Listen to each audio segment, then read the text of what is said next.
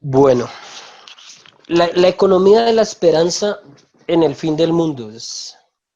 Cuando me plantearon el título del diplomado, eh, me generó una antítesis entre el término de esperanza y la idea apocalíptica del fin del mundo, pero necesariamente eh, debemos ser conscientes del contexto en el que estamos y sí, el título efectivamente aplica.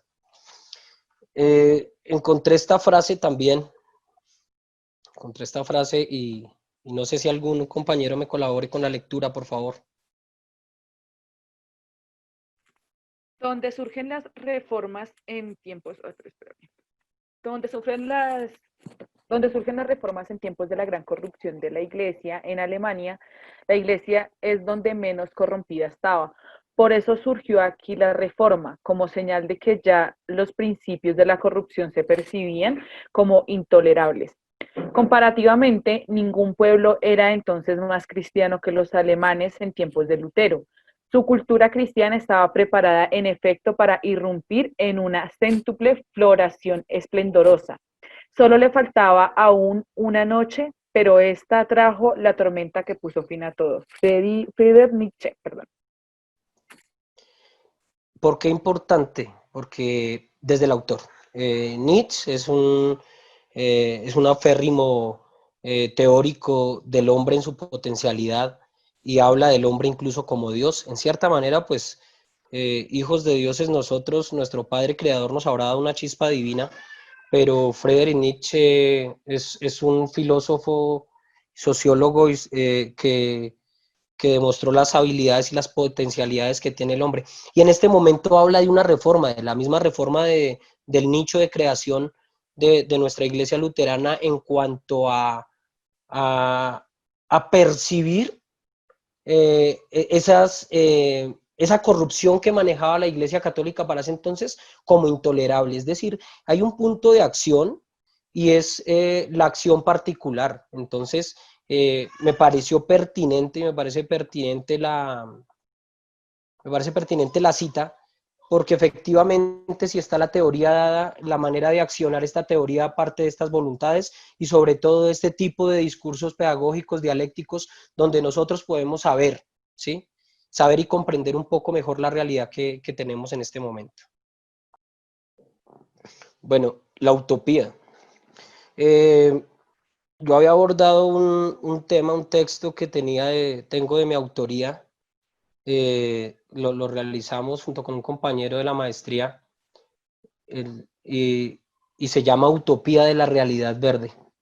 Y partimos de esa utopía como el concepto de, bueno, Tomás Moro lo plantea para el caso particular como la isla de la utopía, o sea, es un lugar que definitivamente no existe, pero donde se dan las condiciones ideales para que una teoría emerja. Es importante el concepto de utopía porque dentro de la renta básica eh, debe poder suplir unas necesidades de la mayoría, es algo universal, ¿sí? Entonces, el partir de la idea de utopía como algo soñado o lo que hablamos como lo real pensado, existe lo real concreto y lo real pensado desde la filosofía, y lo real pensado puede llegar a generar una visión diferente de nuestra realidad. Es decir, el hecho de que nosotros soñemos no quiere decir que no exista la posibilidad de hacer algo. La mayoría de nuestros proyectos vitales a veces surgen de locuras que decimos, no, pero ¿cuándo será ese cuándo? ¿Cómo lograría yo hacer un tipo de situación específica con mi vida, con mi proceder? Entonces a veces vemos tan lejos las situaciones que las planteamos como utópicas. Obviamente tenemos que ser conscientes de un contexto, de centrarnos en una realidad definida, eh, ser soñadores, pero no vivir en un sueño perenne, donde simplemente estamos esperando y idealizando todo de manera gloriosa. Cuando hablamos de utopía, hablamos de un ideal, obviamente uno de los ideales esenciales del ser humano es la búsqueda de la felicidad, pero lo que nosotros perdemos y dejamos de lado desde la parte de la psicología humana es que coexiste la felicidad y la tristeza. Y nosotros estamos enseñados a vivir en una sociedad donde la mamá o el papá nos enseñan, nos educan y educamos, o nuestras relaciones sociales son en torno a la felicidad. Que no, si usted está bien, o que si se compró un electrodoméstico, eso es felicidad y está bien, que si todo tiene que ser felicidad, y si usted va a llorar, le da hasta, nos han enseñado a que nos dé pena llorar. Entonces el concepto del machismo, de que es una niña si llora, de que, ¿cómo así?, de que los machos no lloran, y la mujer también guardada en la cocina, ya secándose sus lágrimas por X o Y situación. Nos están enseñando en un mundo donde estamos dejando de lado la contraparte necesaria y esencial de la felicidad, y es su antítesis. Entonces yo lo planteaba en un texto, lo planteaba como el estoicismo moderno. No olvidemos que los estoicos desde Grecia, ese estoicismo lo aplicaban los espartanos, que era vivir sabiendo desde un inicio que se va a morir y que se va a luchar y que se va a sufrir, y tenían una concepción bélica y guerrerista, donde desde los 4 o 5 años ya empezaban a formarlos en la guerra y en el dolor y en el sacrificio y la muerte y todo lo malo y el desligue de la familia y una serie de condiciones que necesariamente son humanas y por las cuales todos tenemos que atravesar, creyentes o no creyentes. Obviamente la parte religiosa es un soporte vital para sopesar esto, pero eso no quiere decir que no exista, que una vicisitud en la vida personal no exista, que caigamos en profundas depresiones, o que la realidad social nos haga repensarnos y cuestionarnos y vivir como en ese pesimismo. Claro que tenemos el derecho como ser humano de plantearnos desde esa visión. Pero ¿cuál es el lío ahí? Que vivimos en esa utopía de querer soñar y vivir todo. Y está bien, pero lo que no está bien es pensar que eso es absoluto. El ideal es retomarnos como personas que lloramos, sentimos, sufrimos, nos duele, nos golpea, muchas cosas. Entonces, educarnos también desde la posibilidad de lo negativo genera la posibilidad de asumirlo de mejor manera, de tener una resiliencia acorde a la situación. Entonces, no podemos decir que la utopía va a ser una panacea de objetivos cumplidos que nunca se van a cumplir. Hay que tener una visión positiva en cuanto a que se puedan lograr algunos sueños, pero ser muy aterrizados frente a que si no se cumplen tenemos que tener la entereza para salir de los problemas, independientemente del campo que lo veamos.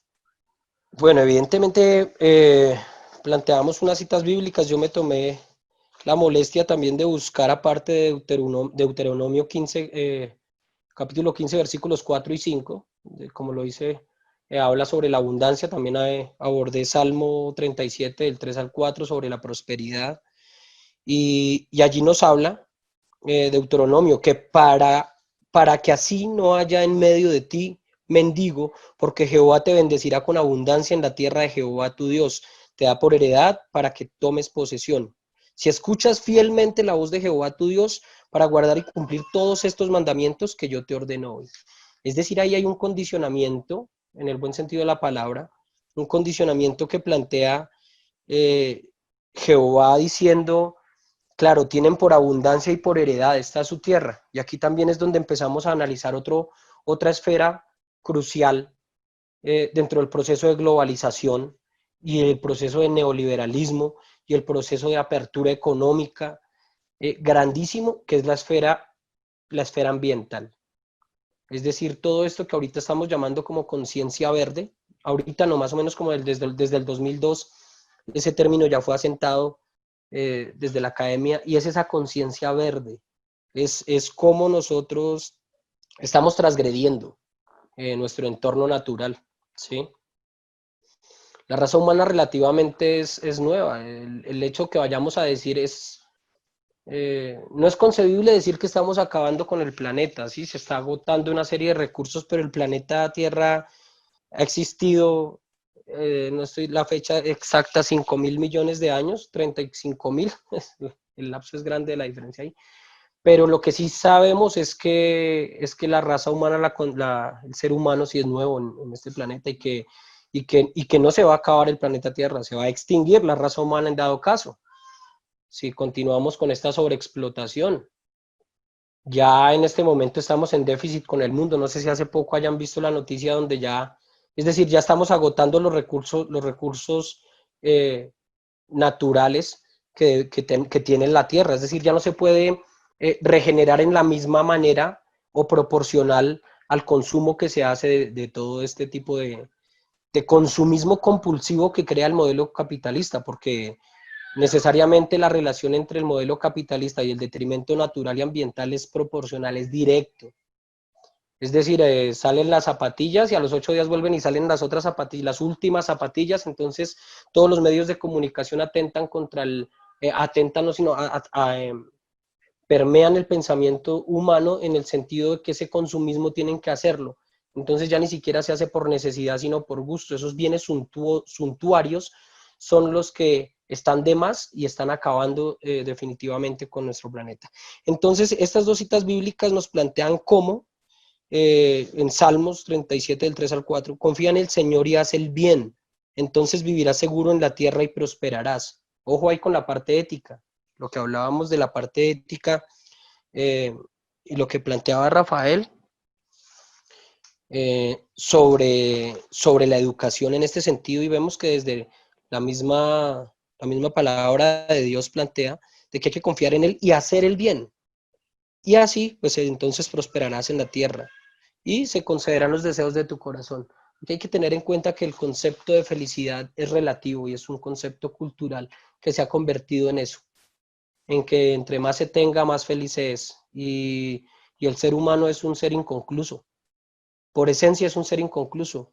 El que tiene algo quiere tener algo más, el que sabe algo quiere saber algo más y nunca va a encontrar un final.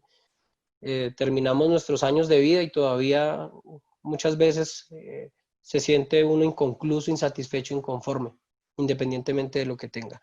Entonces también es sopesar toda esa parte espiritual con su parte procedimental, económica y vivencial y reconocer que la vida se trata de vivir en armonía con nuestros semejantes, con nuestros prójimos, con Dios y tener ese equilibrio. Eso básicamente sería como el ideal, ¿no? A mí me gustaría tal vez decir algo, y es que hablar de los discursos sobre la renta básica no son necesariamente, no tienen origen en visiones socialistas de la sociedad, sino que al contrario es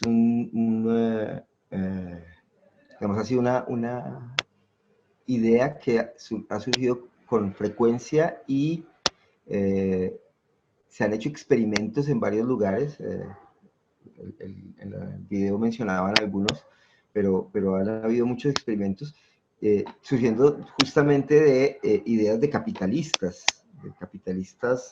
duros, de línea dura. Porque la idea de la renta básica universal plantea la necesidad que se tiene de que haya consumidores. Y para que hayan consumidores, la gente tiene que tener capacidad de consumo y tener un dinero suficiente para consumir, y eso mueve la economía. Y digamos que esa es una cosa importante de decirla, y que sectores de derecha o de izquierda pueden estar a favor o en contra. Es decir, por ejemplo, los gobiernos del centro democrático se basaron fundamentalmente en dar subsidios a las personas más necesitadas. Desafortunadamente, subsidios que solían ser insuficientes, como pues se ha demostrado, pero la idea de subsidiar no es un tema necesariamente de la izquierda. Tiene que ver con otro elemento más importante que debería abordarse al hablar de renta básica universal, y es de la necesidad que las personas tienen de la vida misma, es decir, garantizar condiciones para la vida. Y eso tal vez debería ser un primer punto de partida para discutir el asunto de la renta básica universal. Muy diferente, digamos, que es el modelo económico que se ha impuesto, digamos, después de la globalización, donde finalmente hay personas que no son consideradas ya ni siquiera como consumidoras, y que sus vidas no son valoradas, porque hay otros mercados que consumen. Y entonces hay unos mercados que producen y otros que consumen, y punto. Entonces ya no se requiere de sociedades que garanticen unos mínimos. Entonces ese es otro debate, ¿no? En torno del proceso global mismo. Claro, John, sí, señor, no, la precisión está muy bien y de hecho en la introducción del tema donde creo que fue Catherine Oderly, me plantearon y hice la aclaración frente a la idea de capitalismo y socialismo, no como teoría absoluta o que se contraríen, sino que se genera esa tendencia, ¿no? Como lo marcaba el video, como que todo lo quieren regalado, lo quieren todo para todos, hay una redistribución de dinero y de recursos que tiene que darse en la renta básica, pues porque necesariamente debe haber una redistribución fiscal, pero no digamos para generar una línea de pensamiento frente a una u otra postura capitalista o socialista. Lo que sí, y lo otro que a lo que hace su merced alusión, y que es excelente, claro que sí, la lógica de los mercados en este momento, la globalización y toda la parte del neoliberalismo en la actualidad, nos plantea unas esferas, ¿no? La esfera económica, social, la política, la ambiental, y ojo con esta que es la cultural, y es a la que tiende a, a transgredirse continuamente, porque entonces ya no vamos a mirar cómo se elabora la mochila o el sombrero volteado o la producción de alfondoque artesanal, sino que ya la lógica económica es la que tiende a supeditar las otras esferas. Cuando deben estar en armonía, lo que se está buscando aquí simplemente es un consumismo y una apertura de mercados. Y se planteaba en una tesis fundamental y es una metodología que era bueno utilizarla en estos mercados, y es la metodología BIT-PAS, BIT-PASE, y es un balance de interacciones y tensiones entre la población, el ambiente, la sociedad y la economía. Es una sigla de esta metodología que sería bueno implementarla cuando hablemos de procesos económicos globalizantes que permean a una sociedad y que necesariamente tienen que tener un impacto en lo ambiental y en lo cultural, que es que esas dos esferas, la ambiental y la cultural, son las más transgredidas, porque obviamente la globalización es un proceso económico donde la política, en lugar de ser un regulador de estas tendencias económicas, se convierte en un facilitador. Y un facilitador a conveniencia estatal, a conveniencia de unos pocos, a conveniencia de los medios de producción a alto nivel y alta escala. Y no se tiene en cuenta lo social ni lo cultural, mucho menos lo ambiental. Entonces sí es importante acá anotar y dejar claridad frente al rol que está jugando la política en conceptos como soberanía y la intromisión que tiene el mundo global en las economías locales. Entonces, sí, John, claro que es muy pertinente su apreciación. Es decir, estos son procesos que independientemente que sean utópicos, sí van a ser de mediana o de larga duración. Pero que se van a tener que dar. Mire, el análisis que se hace es que el factor del desempleo en el actual sistema capitalista habla de que en 20 años ya no habrá capacidad de empleo, ¿sí? Y aquí hay un tema también fuertísimo que tiene mucho que ver con la renta básica universal y es la cuestión de la mecanización de los empleos, de todo lo que tiene que ver con la parte tecnológica y cómo se van a empezar a replantear o a sustituir empleos donde el ser humano es el centro, a pasar. Eso ha venido desarrollándose después de la Segunda Guerra Mundial y desde la misma Revolución Industrial, como la tecnificación y la sistematización de los trabajos empieza a hacer despidos masivos, ¿sí? Conozco el caso de un ingeniero que le estaban pidiendo que sistematizara una empresa. La empresa más o menos tenía, una multinacional tenía 550 empleados, tenía una sede en Panamá y en Panamá pues la manera de sistematizar y de emplear pues era mucho más cómoda. Él estaba en Bogotá y le pidieron al ingeniero que sistematizara y que redujera la planta a 250 personas. El ingeniero dijo, listo, no hay problema, yo lo hago. Resulta que el ingeniero que estaba residente en la empresa renunció, entonces él tuvo que hacer el trabajo de campo, no solo la sistematización, sino ponerse a analizar qué empleos podían ser sustituibles, y empezó a hacer su trabajo de campo y empezó a vincularse mucho con los empleados. hablar y ya ellos sabían, entonces cuando llegaba a determinada zona le decían, no, mire, es que aquí es importante mi empleo porque se traba la máquina y yo soy el que necesito ir a arreglarla, entonces yo creo que soy necesario. Otros apelaban a la persuasión, mire mi familia, mi trabajo, tengo una hija en tal condición. Bueno, el caso fue que pasado el proceso de análisis, de diagnóstico, él se acerca donde el jefe y le dice, no, la verdad, son 250 empleos que yo debo reemplazar para sistematizarlos y lo puedo hacer, sí, pero yo no lo voy a hacer. No lo voy a hacer porque entonces aquí ya la parte ética y él generó un choque. Entonces, ¿cómo así que mi ética profesional es realizar esa sistematización porque es su ética profesional? Pero entonces el empleo de estas personas, ¿qué ocurre? Y el jefe pues le dijo, no, sí, listo, tranquilo, no hay problema, no lo haga.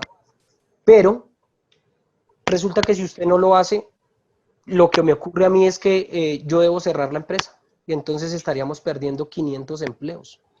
Y a mí me queda fácil volver a montar mi empresa en Panamá, mandar sistematizar, solo emplear a 200 personas y hacer el proceso y me sale muchísimo más económico. Yo lo que estoy haciendo aquí es perdiendo incluso dinero, intentando salvar 250 empleos, porque si usted no sistematiza esos 250, simplemente cierro y se pierden los 500 empleos. ¿Sí? Entonces, ¿a qué voy con esto? A que todo este tipo de regulaciones y cómo manejamos entonces la esfera ética en un modelo económico, en un sistema, no en el modelo porque el modelo ya está, sino en un sistema de interacción, es un tejido social, ¿sí? ¿Cómo nosotros vamos a plantear nuestra postura ética, digamos, en una situación de esas?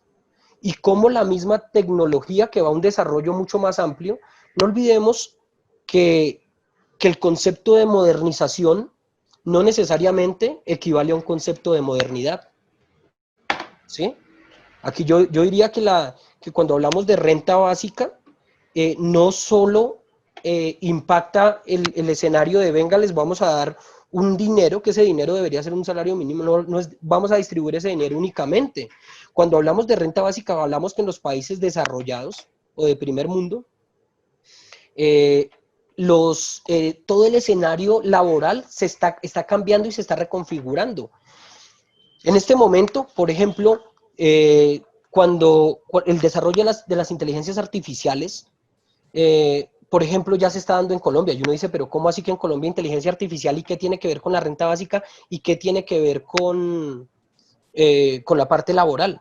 Resulta que los abogados en Colombia están siendo reemplazados en la parte estatal por un software, y ese software está destinado para seleccionar las tutelas. Entonces las define por tipos, por entidades, a quién van dirigidas, son factibles, son viables, no son viables. Entonces, cuando no conocemos esa realidad, pensamos que es ajena a nosotros. Pero como yo también me sorprendí mucho cuando dijo, o sea, que ya no se sienta el abogado a analizar su tutela, pues qué cantidad de tutelas que deben primero haber, ¿no? ¿Y a qué va este tema? Evidentemente, cuando vamos a reemplazar a este grupo, a ese bufete de abogados, por un software, pues cuánto dinero se está ahorrando, qué tipo de sistematización se está haciendo, ¿no? Entonces, lo que están haciendo los países primermundistas o desarrollados, que ante eso hay mucha teoría que desglosar también en ese concepto de desarrollo, es que le están pagando, y ese pagando es la renta básica, lo que me hablo, le están dando una renta básica al profesional que cambie su trabajo.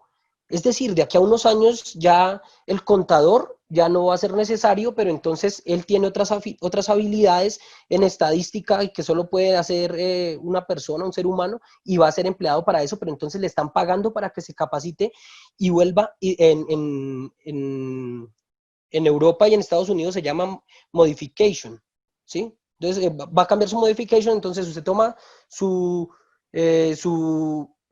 carrera y la enfoca hacia otra línea de trabajo. ¿Por qué?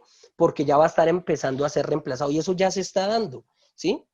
Y es de nuevo cambiar. Entonces la renta básica está funcionando en ese momento, en ese sentido. Para esto, ¿qué hay que hacer? Pues intentar mejorar aprendizajes para la productividad, ¿sí? Ahí es cuando también hay teorías que hablan de la autonomía del aprendizaje, del aprender a aprender. Natalie. El pastor John alzó la mano, ¿tiene la mano levantada, pastor? Sí, es que me parece que hay algo que se mencionó antes y que vale la pena sí aclarar. Es que el asunto de la renta básica se maneja, digamos que a nosotros nos llega en un discurso politizado, pero que no tiene que ver con política, sino que tiene que ver con desacreditar otras visiones. La discusión no es, en términos económicos, si se deben dar subsidios o no. La pregunta es, ¿a quién? ¿Cierto? Y hay un modelo que dice que, digamos que en general el modelo que defienden las derechas es que debe dársele a los ricos. Digamos que hay una teoría que dice que cuando el país tiene suficiente riqueza, la riqueza comienza a derramarse y le va a llegar a toda la sociedad. Y otro modelo que dice que debe distribuirse el acceso, porque finalmente para eso son los recursos que el Estado recoge, ¿cierto? Habría otra visión que dice que el Estado no debería siquiera recoger impuestos. Sin embargo, la discusión no es si la gente se va a volver atenida o no, porque el asunto más significativo, y vuelvo a insistir, es en qué condiciones de vida están. Durante el inicio de la pandemia en Colombia, el gobierno, perdón, estableció una ley para rescatar y para sostener a las personas. Y los recursos salieron para los bancos, no para las personas, sino para que los bancos no se quiebren, porque en ese modelo económico la economía debe subsistir y para que la economía subsista se necesita una banca fuerte, ¿cierto? Actualmente acaba de decretarse justamente de los recursos previstos para la atención del COVID, un préstamo para una aerolínea, un préstamo que es mucho más del valor que la aerolínea tiene y que finalmente la rescata. Pero no, esto no es de ahorita. Las razones por las cuales un exministro de Agricultura está preso es porque malversó unos fondos, pero finalmente no porque nadie le cuestionó sí, la ley que se estableció en ese gobierno, que era darle subsidios a los grandes latifundistas del país para que hagan productivas las tierras, para que tengan canales de riego. Es decir, todo el tiempo siempre han habido subsidios. La pregunta es hacia quiénes y de qué manera es más eficiente. Y digamos que la preocupación que se plantea es si esos subsidios dados a las grandes economías realmente transforman la vida de las personas. Cuando tú lo planteas en términos de otro tema que no es el de la renta básica, sino que es el tema laboral, ¿cierto? La cantidad de horas, pues es cierto, la tecnología cambia las cosas y hace que ciertos trabajos sean dispensables, pero eso no significa que las personas deban ser excluidas. Digamos, un modelo de renta básica lo que dice es que todos tenemos derecho a vivir, ¿cierto? Hay una norma que fue súper polémica hace un tiempo, cuando se dijo, es que todos necesitamos agua para la vida y el agua no puede ser vendida y necesitamos un mínimo vital para consumir agua. Es decir, esto está vinculado con el derecho a existir, ¿cierto? Y con el derecho a existir dignamente. Y me parece que descubrir realmente que el asunto es viable, que no estamos hablando solamente de globitos en el aire y de solamente una pelea entre unos modelos políticos que otros, sino de la posibilidad real de que todo el mundo tenga derecho a la vida. Y ahí vuelvo al término utopía, porque a veces he sentido que utilizamos el término utopía como para decir algo que es solamente un sueño. No, el término utopía significa algo que no existe, pero que debemos trabajar para construirlo. Es decir, que es alcanzable. No es una idea ficticia en el aire, sino que es un modelo hacia dónde llegar. Carlos Gaviria, el constitucionalista y ex candidato a la presidencia que ya falleció, decía que la Constitución del 91 era una constitución utópica, y no lo decía en el sentido de criticarle y decir que era una cosa que no tiene, que que es solamente bonita en el papel, sino lo que decía es que es un lugar hacia donde deberíamos llegar, ¿cierto? Y trabajar para llegar. Y en ese sentido creo que vale la pena rescatar el sentido de la utopía. Gracias. Volvía yo a repensar desde el concepto de modernización y modernidad. Resulta que hacia los años 70 se hicieron entrega de unos tractores para las zonas rurales con el propósito de motivar la producción y utilizar estas herramientas para tal fin en los campesinos. Y resulta que se hizo la entrega de los tractores, todo el protocolo de entrega, la parafernalia. Volvieron a los 2 años a realizar el sondeo para saber qué tipo de productividad había tenido esta estrategia, y cuando llegaron la sorpresa fue que el tractor no se había prendido nunca, que tenía unos palos atravesados en el techo y que lo tenían para que las gallinas se subieran a dormir y para extender ropa. Entonces, el concepto de modernización no necesariamente va ligado a un concepto de modernidad, es decir, podemos tener las herramientas allí, pero si no hay un cambio racional en la estructura de pensamiento que sale de la misma formación de la educación, es difícil que se pueda articular un proceso que tenga un feliz término. Entonces, con respecto a la renta básica, claro, hay una idea generalizada frente a los menos favorecidos, y es que no, eso van a coger la plata folclóricamente y la van a despilfarrar. Entonces, ya partiendo de ese mismo prejuicio, pues ya es un limitante grandísimo al momento de aplicar una política pública, porque el ideal, digamos, de esta renta básica, obviamente tiene que pasar un proceso legislativo, un proceso de políticas públicas, un proceso tributario, para que llegue a feliz término. Y de allí mismo es que el texto que ha planteado de lectura complementaria es analizar esas tres perspectivas fundamentales que se plantean para que la renta básica llegue a un feliz término, y es el concepto de justicia, de libertad, y algo que el pastor decía ahorita, seguridad, pero seguridad entendida como el solo concepto de básico. ¿Por qué se llama renta básica? ¿Por qué básico? Porque es lo necesario para sobrevivir, ¿sí?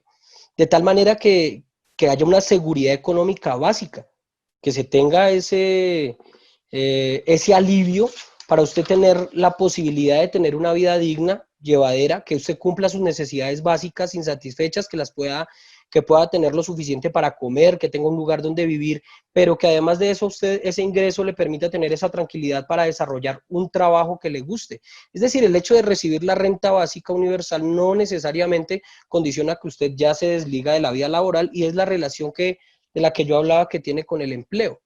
El trabajo en un inicio en ningún momento fue una carga ni un agobio, por el contrario, el trabajo, sus fundamentos históricos, es porque es la virtud que usted tiene para entregar y hacer, y en remuneración recibe unos beneficios, pero como tal la esencia del trabajo es esa desalienación de un sistema, sino que simplemente le garantiza a usted una satisfacción. Entonces, la mayoría de los defensores de la renta básica creen que debería garantizarse como un derecho. Dentro de las mismas teorías de la renta básica, se plantea la renta básica como un derecho que planteaba el pastor John como un derecho absoluto, y que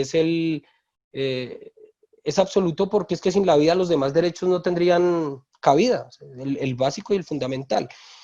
Y pues universal porque la renta debería ser pagada a cada residente de la comunidad, ¿sí? Entonces, ¿qué significa ser pagada? Y ahí hablaba entonces también Rafael de un concepto de igualdad, ¿sí? Porque ¿qué significa ser pagada a los individuos? Entonces, un individuo también genera un concepto de igualdad donde favorecería sin discriminación alguna todo tipo de organización doméstica, todo hogar, ¿sí? Incluso algunos teóricos defienden que también es necesario pagar esta renta básica a los menores y a los niños. Y pues que obviamente debería ser incondicionalmente, donde el papel del Estado aquí, cuando hablamos de qué significa pagar una renta básica universal incondicionalmente, es el papel del Estado, ¿sí? En los aspectos que tiene. Entonces, esa renta debe ser entregada a la población con recursos. De esta teoría de la renta básica universal se desprenden otros otros conceptos que también van dentro de la renta básica, pero entonces ya no va a ser universal, entonces es una renta básica diferencial. Entonces únicamente se le va a dar a los desempleados o únicamente, pero entonces ya perdería la esencia central de universal, ¿sí?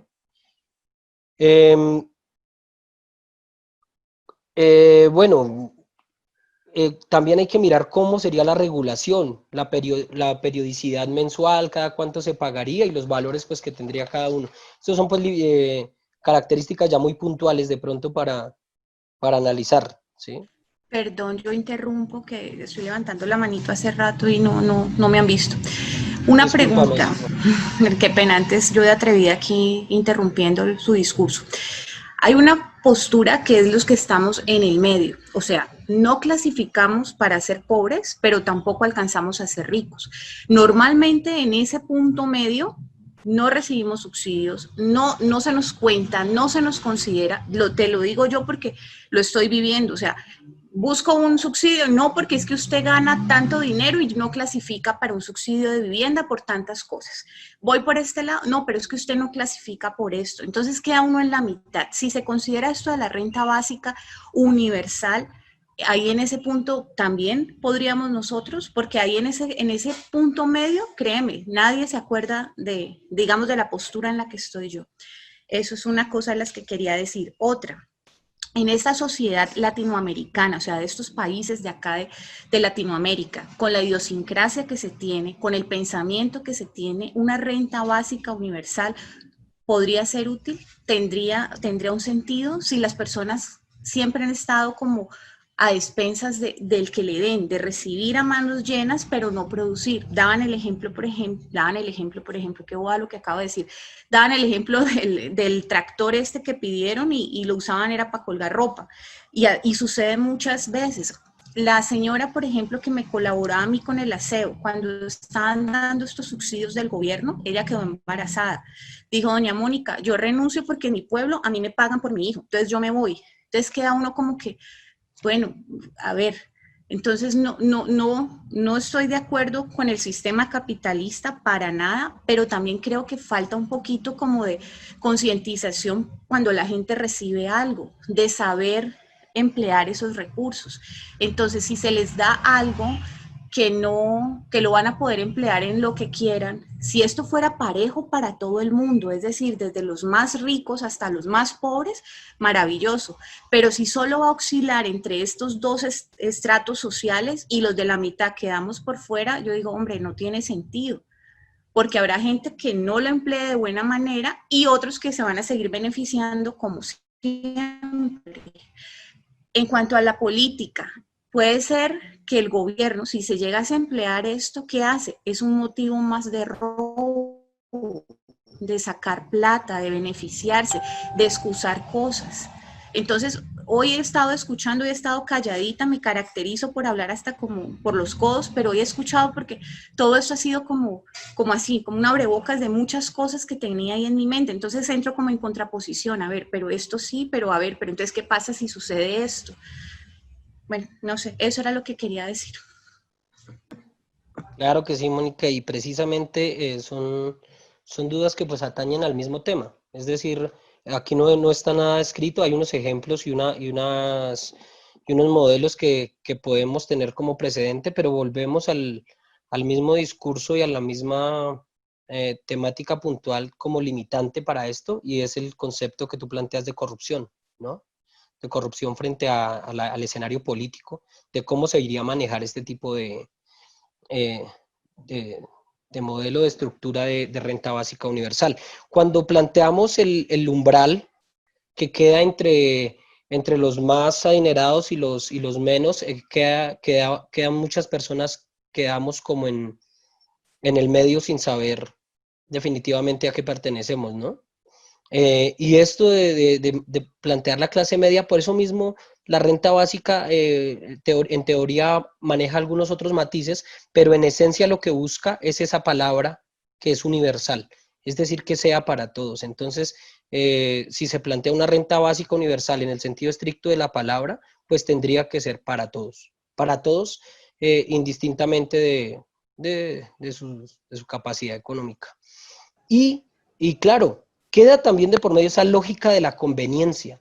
Una lógica de la conveniencia donde si tú recibes un dinero, entonces pues yo no me voy a parar a trabajar porque sencillamente voy a esperar a que me llegue mi sueldo mínimo, no necesito ni producir, no necesito desarrollar nada. Lo que pasa es que ahí esa parte sí va dentro de la ética del proceder, y es donde los ejemplos de los subsidios, como tú lo nombrabas con la señora que te colaboraba, quedan explícitos. Es que ni siquiera hay algo para especular, sino que realmente hay personas que reciben su subsidio y pues sencillamente se sienten desobligados con un desarrollo. Entonces, ante esto sí es generar una conciencia muy fuerte. O sea, es que decir, el proceso no es institucionalizar la renta básica universal, porque para esto debería haber un proceso de formación mínima en finanzas, cómo manejar su dinero, tener la conciencia necesaria para saber que tú puedes seguir desarrollando otras actividades productivas,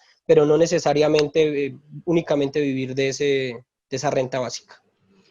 Yo creo que ese tal vez es el abordaje que no deberíamos dar. Cuando estamos hablando de renta básica, de la propuesta de la renta básica, justamente hay que llegar a la discusión desde el tema de los derechos humanos. Y en ese sentido, lo que Mónica justamente muestra la falencia como un Estado como el nuestro, a partir de subsidios, excluye a la mayoría, ¿cierto?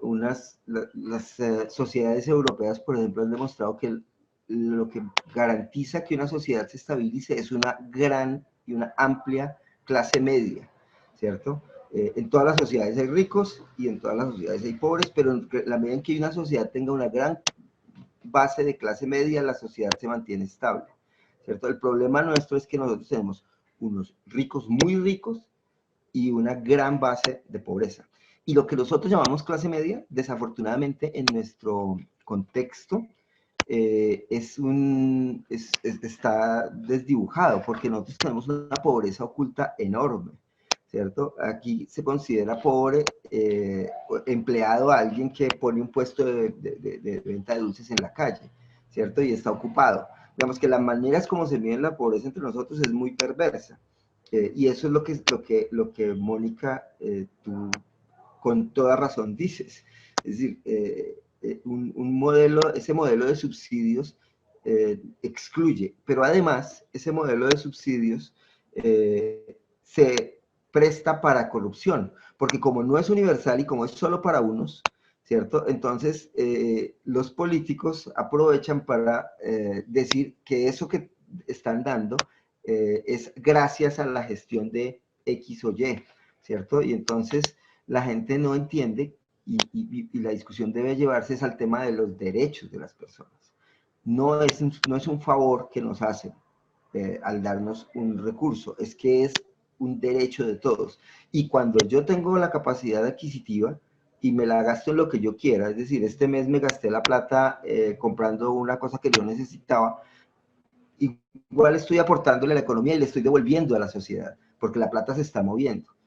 ¿Qué sucede en lo particular? Es que si yo decidí no comprar comida, pues al otro mes voy a estar con hambre, pero ya me dieron lo que tenía que comer, ¿cierto? Y cambia la lógica, es porque hacemos a las personas responsables de sí mismas. En cambio, el modelo que tenemos ahora, el del subsidio, el del estar atrás del político, el del creer que pedir y pedir y pedir, termina generando una lógica así más perversa de mentir, de corrupción, que vuelve y recae siempre sobre los más vulnerables, pero que está promovida justamente por los que están arriba, ¿cierto? Y ahí es donde se plantea la dificultad.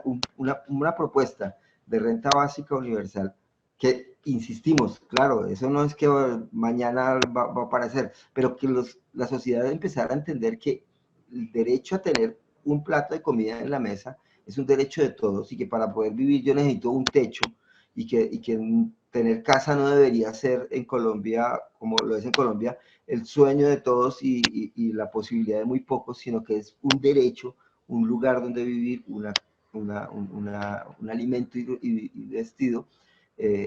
Entonces, cuando abordamos el tema de los derechos, las cosas cambian al otro lado, porque ya no me pueden jugar con el tema de que vote por mí porque yo se lo voy a dar. No, es que tiene que dármelo el que esté allá. Es decir, el sistema, la sociedad tiene que garantizarlo, no solo para mí, sino para todos y todas.